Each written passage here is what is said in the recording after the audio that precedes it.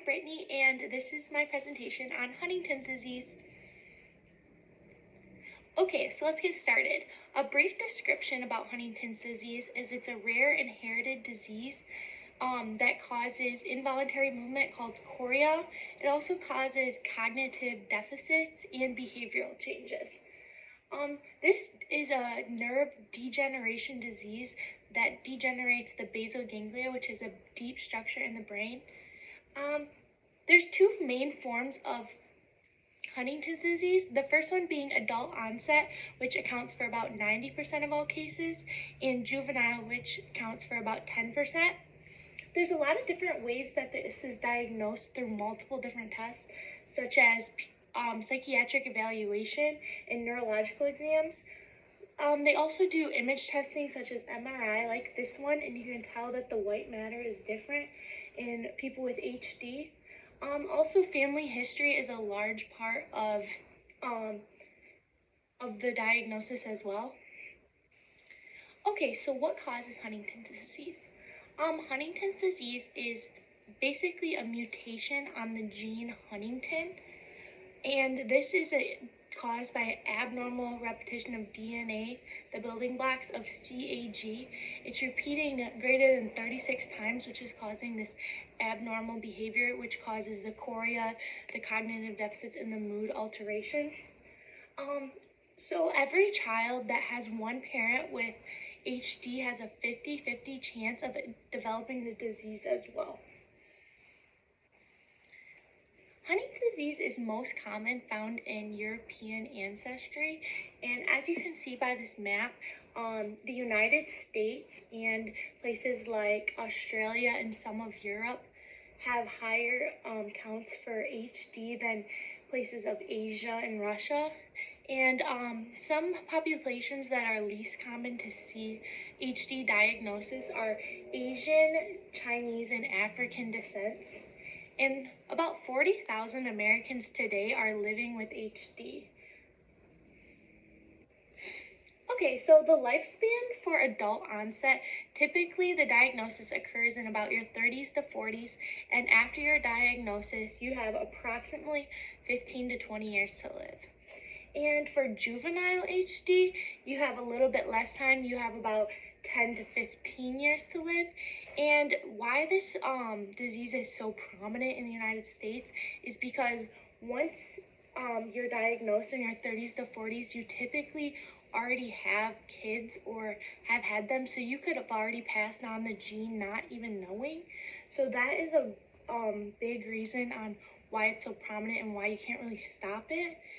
And because you can get screenings and see if you carry the gene, but if you never know that you have it until after you have kids, you could have already passed it on and you're not even sure. And this picture over here just shows what part of the brain it affects. So it's affecting the deep structures. Basically, the striatum of the basal ganglia is the main part that it's affecting of the brain, which is why there's such deficits in cognition. Okay, so here are some related disorders and risk factors. So HD is actually often described as having Alzheimer's, ALS, and Parkinson's simultaneously because of all of the deficits you face. Two diseases I found that were very similar are myotonic dystrophy, which is a repetition of the CTG building block proteins instead of the CAG, and Friedreich ataxia, which is a repetition of GAA instead of CAG. The largest risk factor for HD is genetics because it's so easily passed down. You have a 50% chance of inheriting it if one of your parents has it. If a child does not inherit the gene, they cannot pass it down. They cannot carry it. So if they do not get the disease, they're never going to pass it down. They can't be a carrier. They will either show symptoms and have the disease or not have the disease and never pass it down and never show any symptoms. And this little graph right here just shows how rapidly it can spread, because this couple, one is positive, one's negative, and they had 5 children. and of the 5 children, 3 of them are testing positive for it. And then obviously those people have children and they never even know, because most cases are adult onset and you're already having kids before you have symptoms. So like I said before, there's a test that you can take to see if you carry this gene, and that is helpful to know about having kids. Okay, so for medical management, there's absolutely no cure to stop, slow down the disease progression. However, there is medication out there that's used to treat the symptoms. The first one being tetrabenazine. This controls the chorea of the involuntary movements by depleting dopamine levels. The next one that's often prescribed is antipsychotic drugs, and this helps control the hallucinations and the violent behaviors that come with it. And finally, the last one is the antidepressants and tranquilizers, and this helps control the severe mood swings, the bipolarness, and combat pathological excitement. So here is just a quick video about what it's like to live with HD and some of the symptoms so you can picture them better. And so here it is.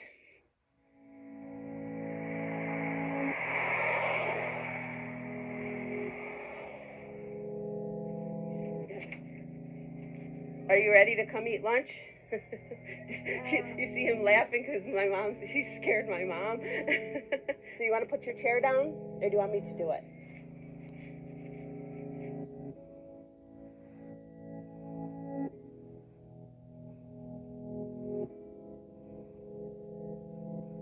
They call it a monster disease. So are you ready to go out to the kitchen and eat? It's like having Alzheimer's, Parkinson's, and ALS all together, because you have symptoms of all 3 of those diseases. 1, 2, 3. At this point, it's considered a terminal illness because they do not have a cure for it. Eventually, your muscles give away and you can't swallow or walk or feel yourself. You get incontinent and stuff like that.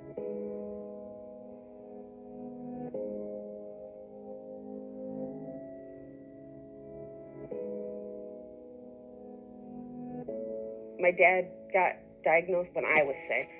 They just drugged him up because they didn't know much about the disease yet.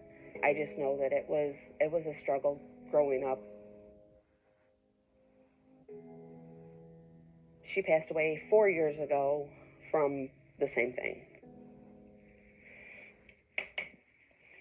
He likes soups and stuff, so we do a lot of soup.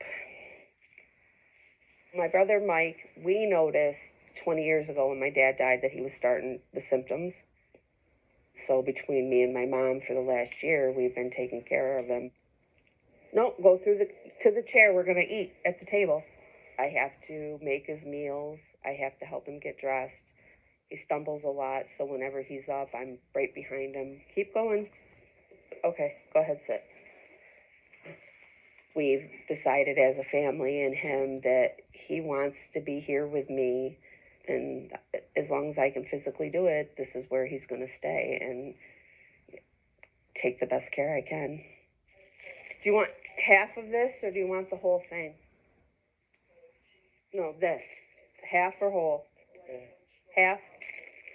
Myself, I found out in 2006 that I had the gene.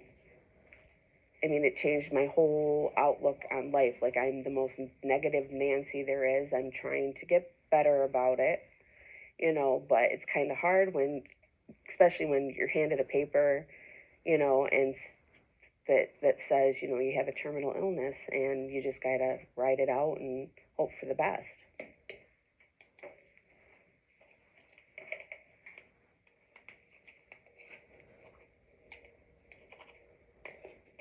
It is progressing, and this is right at that age 46, between 40 and 50 is when your symptoms really start to rear their ugly heads.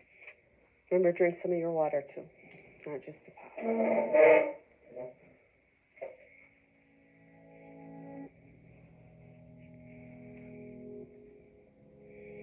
Full. You're full? I figured. It's still a work in progress with my brain, because I don't know if I'm getting the placebo or the drug, but I'm trying really, really hard to change my outlook towards it because, whether I'm on the drug or not, at the end of it, I'm going to get the drug. 1, 2, 3. Good job. Fist bump. Fist bump me. Thank you. Look, this is what I have. I'm going to fight it for as much as I can, and, eventually there's going to be a cure. Keep going. Keep going a little bit more. If not a cure, an active treatment to increase my quality of life by like 20 years. Because if I'm in the beginning stages of it now, my quality of life with stress and stuff will go down fast, and then I would be like my brother and my other sister, and I don't want that. On your side. Are you comfortable? Yeah. Okay. Okay, so some condition-related precautions. The first one, because of the motor deficits and the involuntary movement of your limbs, you have an increase for fall risk because your limbs will just excite and your body parts just move in places you don't even want them to. So this greatly increases risk of any injury.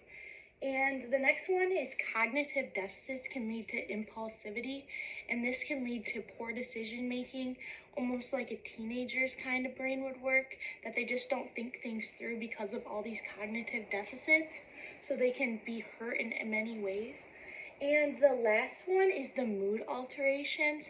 This can lead to things like depression and anxiety, and this just makes it very hard to live with this disease, which is why the lifespan is so low after diagnosis. And these are my references. So now we will get to our game. Thanks.